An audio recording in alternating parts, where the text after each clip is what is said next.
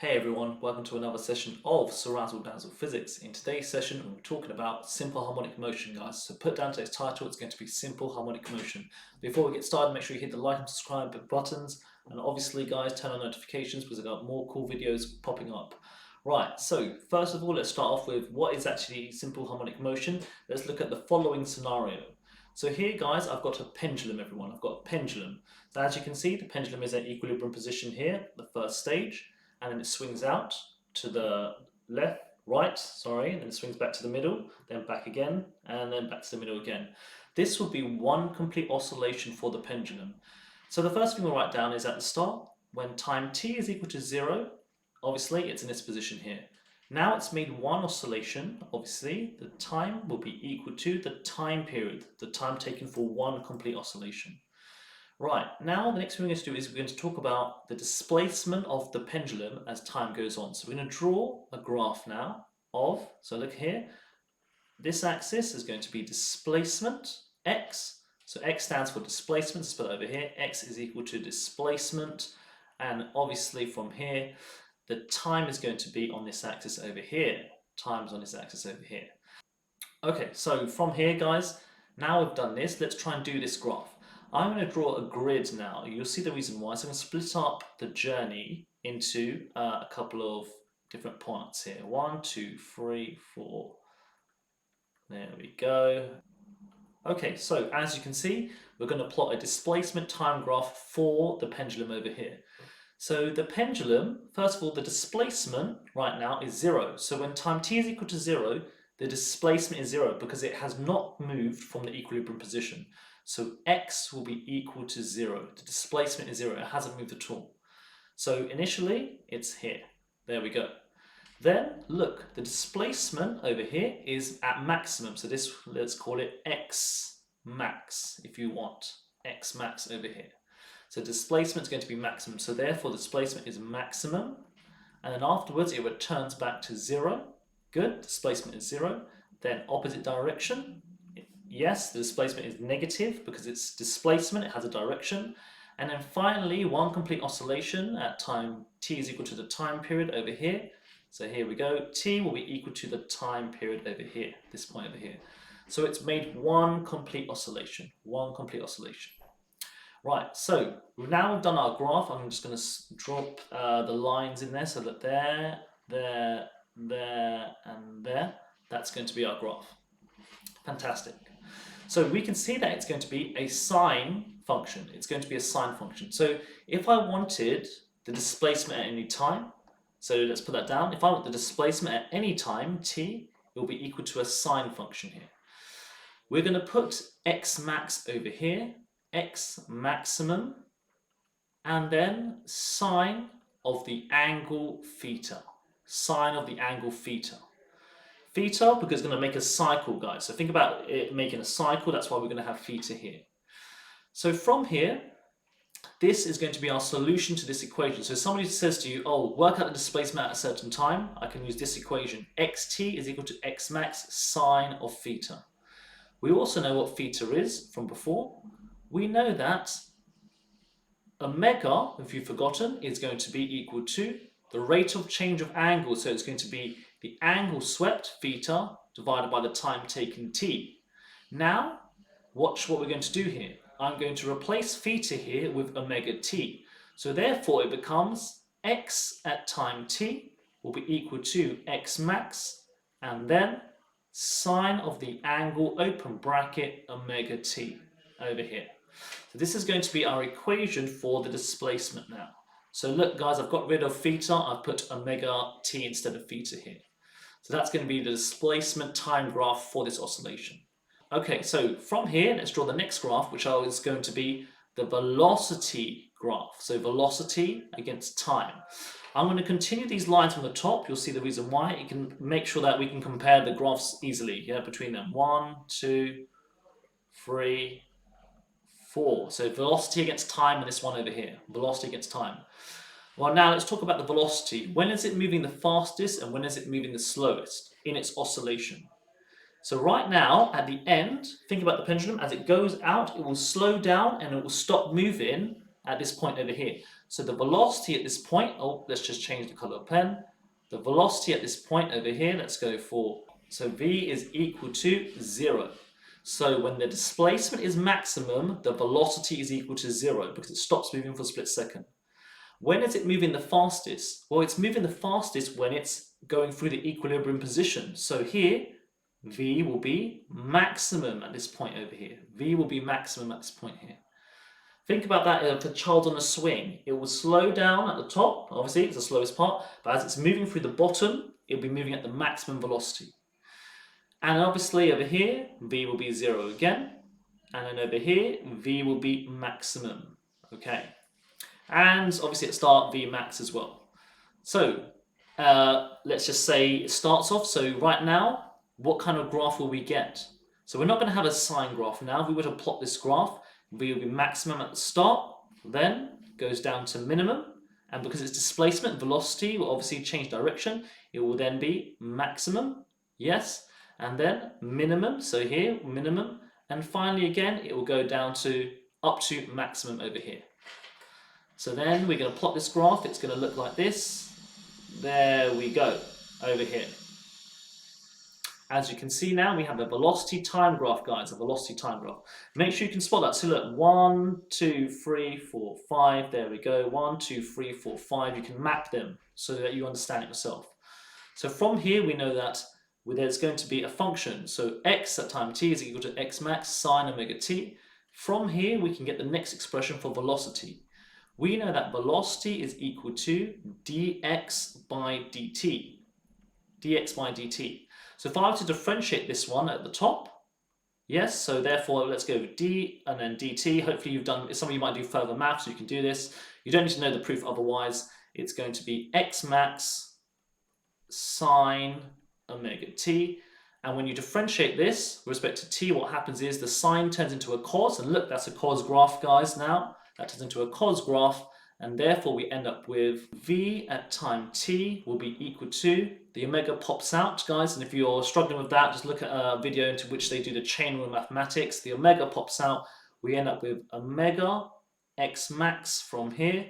And then we know that the sine will turn to a cos, open bracket, omega t. So now we have an expression for the velocity at any time. It will be equal to omega x max cos omega t over here.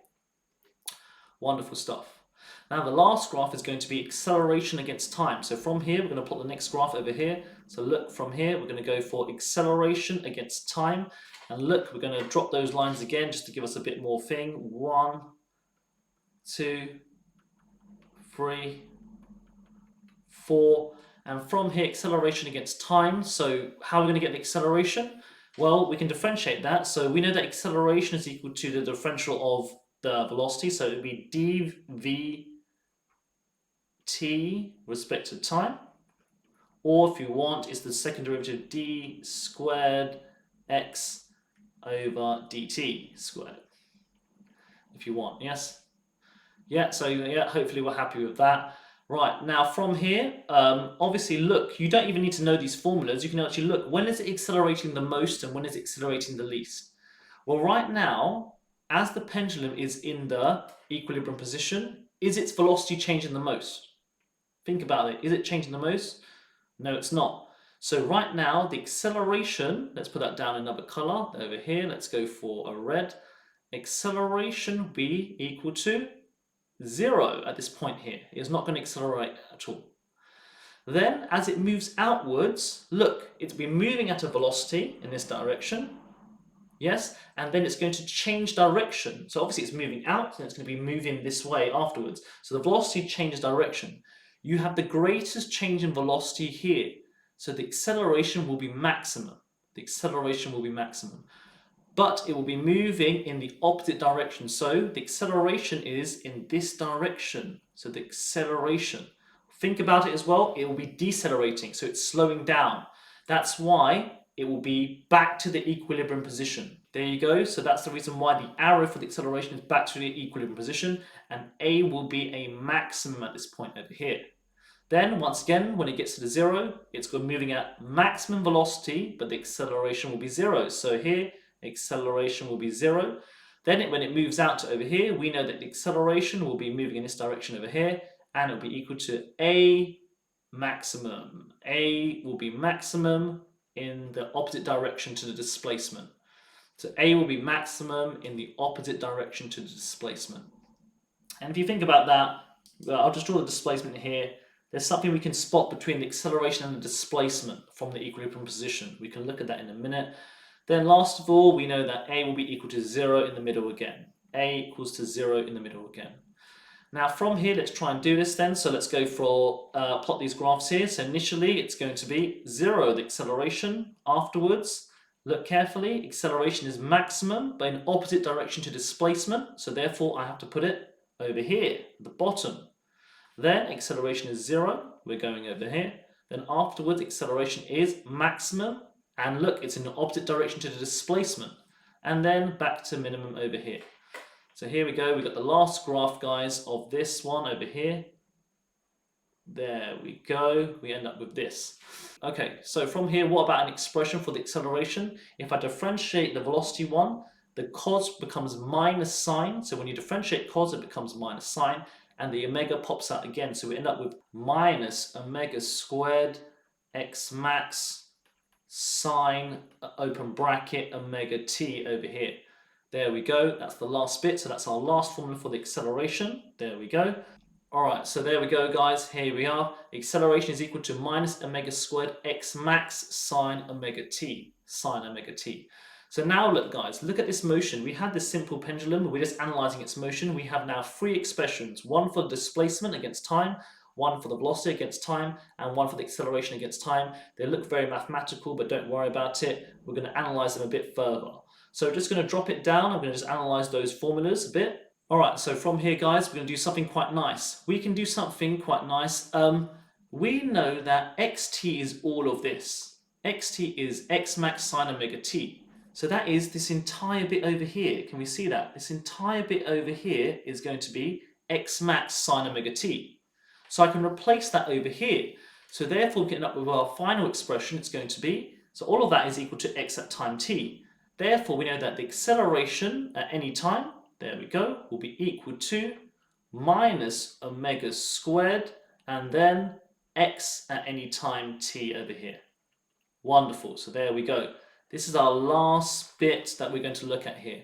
Acceleration against time is equal to minus omega squared x at time t. So look, guys, as you can see, we now have an expression. The acceleration at any time will be equal to minus omega squared x at time t, the displacement at time t.